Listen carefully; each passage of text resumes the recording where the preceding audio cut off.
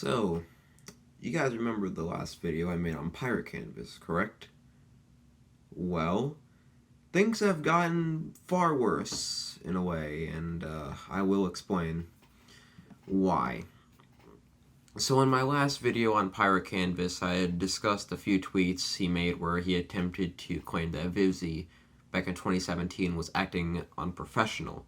I'd like to discuss some of the backlash I've gotten mainly from Pirate Canvas. Now, it's been brought to my attention that Pirate Canvas has made a few videos on Vivzy. However, they weren't after the tweet was made. They were actually before, and there's been some people trying to claim, oh, he did make videos on Vivzy, yet they weren't even made close to when I made that video. The screenshot I showed of the Twitter thread was made sometime around July, so specifically July 9th. And the videos date back to around June. So the videos were made about a month prior, so you can't really argue like, hey, he did make a video about it, you're lying. And as I said, hypocrisy is not a cancelable offense because that's a topic that he's covered in one of those Vivzy Pop videos. The other was about the doxing situation, but still. One thing that I will say is that, okay, maybe it was a bit of a stretch to say that he tried to slander Vivzy. However, he still went up a few screenshots and used his previous bias from those videos to form a conclusion and attempted to push blatant misinformation to try and make that conclusion seem correct. And need I remind you of the comments that he made about Pride Month. Those comments were very problematic and homophobic. The fact that he called Pride Month Cringe Month just to be edgy and just to say like, oh yeah, you know, it's fucking cringe, it was extremely offensive, especially as somebody of the LGBT community. So with that out of the way, I'm just going to state that that's all I'll really address in terms of the last video because that has gotten a bit of backlash, specifically from Canvas and its supporters. The video will be about some things that I recently learned about Pirate Canvas. Now, earlier this morning, I was getting ready for school and I spotted that I had gotten a Twitter DM from a user known as Commentary Lizard. Now, Commentary Lizard had been friends with Canvas when he used to go by the name the Hyrule Bard. So why would Commentary Lizard come to me about this? Well, it's because Canvas had lied about lupus before and was manipulating his audience into believing it. And you may be wondering, well, why is he going to you now? Well, because I made the video on Canvas. So, where's my proof for all this? I'm just getting there, just hold on. I know there's going to be someone out there stating that I have no proof that Pirate Canvas and the Hyrule Bard are the same person, but I do have proof. So first, let's compare videos between the two. So the clip that I'm about to show you is from an interview between the Hyrule Bard and a YouTuber known as Tipster. So Tipster did an interview with the Hyrule Bard, and if you really think about it, both voices sound the same. So first I'm going to play a clip of the Hyrule Bard's interview, and then I'm going to play a clip from Pirate Canvas's video. I did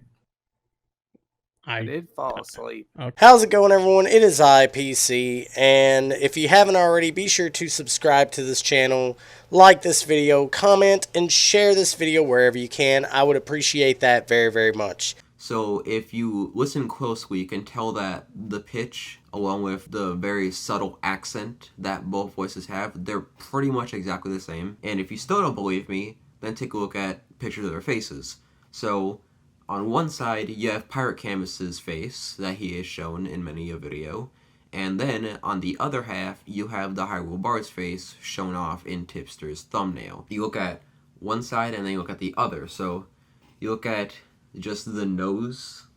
If you look at the nose, along with the eyes, along with his beard, his head shape, his body build, you can tell that the resemblance is very striking.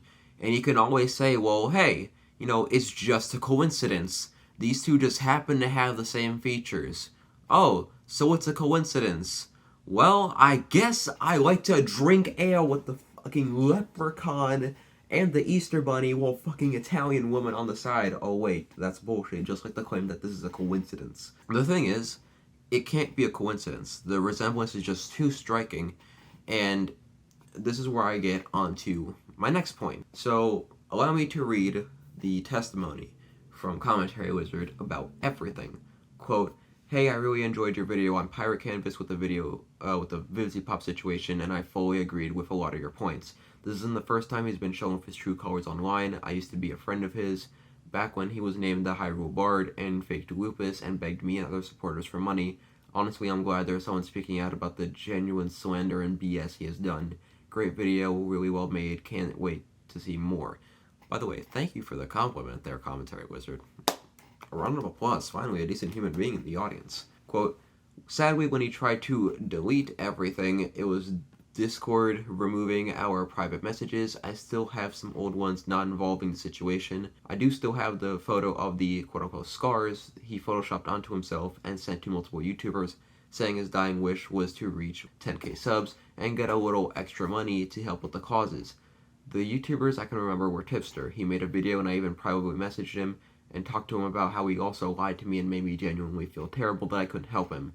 Tipster covered it, but all he did was run away under a new account, completely not standing accountable for his actions. This was the photo he sent me, a photo of him in an extremely dark room with a hospital band on saying he was in the hospital, but you genuinely couldn't see anything but like his arm and a little bit of his face against the white wall, leaned against the wall, back in a bed.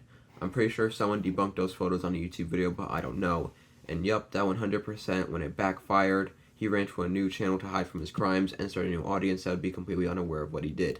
So yeah, that's just a testimony from Commentary Wizard here. And by the way, in case anyone tries to flame me for showing these DMs and saying Commentary Wizard's name, note that I had full consent from them to do so. I mean, look at this DM between us. I asked them, thanks for sending this over. If I ever use any of this for a video, would you like to remain anonymous? They said you can keep my name in if you would like. I have been nothing but public about this before, and I feel no reason to hide who I am. So yeah, there you go. So you may be wondering about the interview left in the DMs and also in the description. Well, it's basically Canvas admitting to lying about faking a disease, even photoshopping an image to do so, and I will play the clip right now. So, essentially, you share another image with him. This is an image here of you trying to prove that you did have this procedure done. You're trying to show that you had this liver transplant. You can kind of see this incision here, but there's some obvious errors with this particular picture. Yeah, You know what I'm talking about, right? I realize that. Yes, Okay. I photoshopped that. Yes. So you openly admit that you did Photoshop this? Yeah. Okay. Yes. So, the issues with it, going beyond your body, the issues with the fact that it's not exactly in the right place for a liver transplant, the issues that it doesn't look like a fresh wound. This is a Photoshop job. So yeah, that clip was around the 11-minute mark if you're wondering. And I will leave the full interview in the description as it does shed a lot of light on the behavior of this individual.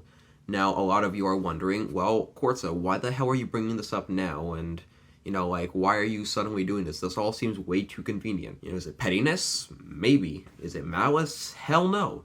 I'm doing it because Canvas has yet to address these things. He's yet to come forward, and he's instead resorted to hiding it and trying to delete all the evidence and start fresh after he got caught. It's like fucking Jonachrome on a larger, yet less morally screwed up scale. Instead of, freaking grooming children and being in a relationship with children, he's legit just acting like a scumbag. So he's somewhat better in terms of behavior, but that still doesn't give him a pass. He's still lied about a disease. He's basically begged supporters for money. He was e-begging. And he's scammed God knows how much out of all of these people. And I know that I'm going to get those comments saying, oh, well, you're basing this off of one testimony. Okay, well, do you want to counter that evidence?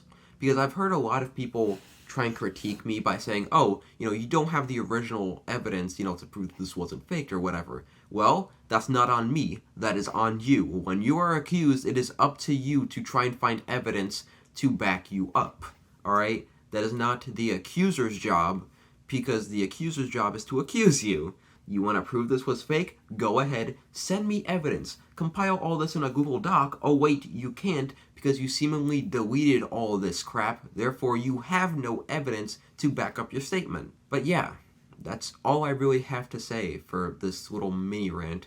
I know I don't usually double down on stuff like this, except when it comes to Stovia and maybe Sappho, but I feel like this had to be addressed, considering the fact that Canvas and his fans have basically tried to ratio my video discussing the whole Vivzy situation.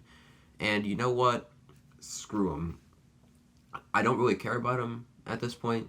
So, like, after this, that'll be it, unless he's done something way worse, which, I mean, you guys will have to let me know. But if you guys, for some reason, like this, you know the process. Like, subscribe, check out everything in the description. I do also have a Discord server. You can join that if you want to be part of, like, streams when I go into VCs and stream. Or, you know, you can just, like, you know, chill with me, like, DM me, whatever. We can just talk about whatever the hell you want. I just want friends. But with that out of the way, this has been Quartza, signing out. Have a good one, wads. Right, so I'm currently editing the video right now, and I just got back from school, by the way, and it's like the next day after I've recorded. And I decided to go ahead and add this little addendum to state some things that I've found out right after I, you know, like recorded this and started editing. So I checked around, I did a little bit of digging, and it turns out that Pirate Canvas created his channel on October the 6th. Now, if you check really closely, you'll see that the interview made with Tipster was made around October the 4th. And that timing, it seems way too perfect for it to be a coincidence, because pretty much, like, given the evidence that I provided, you know, in terms of them, like, sounding and looking the same, not only that, but also in terms of, like, you know, in terms of, like, the timing and all that, and even, like, Tipster, like, reported that the Hyrule Bard had come back as Pirate Canvas. So, yeah, you know, these two are pretty much the same person, which adds even more, it adds even more validity. That's what I was looking for. Like, validity to the whole claims, you know, a lot more credit to it. So that's just all I wanted to say, you know, at the end of the video. I picked this up literally after I'd finished editing for the day, because Premiere Pro is being a dick. So I'm just going to leave it at that, and, you know, of course, you know, have a good day, everyone. Hope you enjoyed this video, you know, do all that stuff I said before. This has been Quartza, signing out. Have a good one, lads.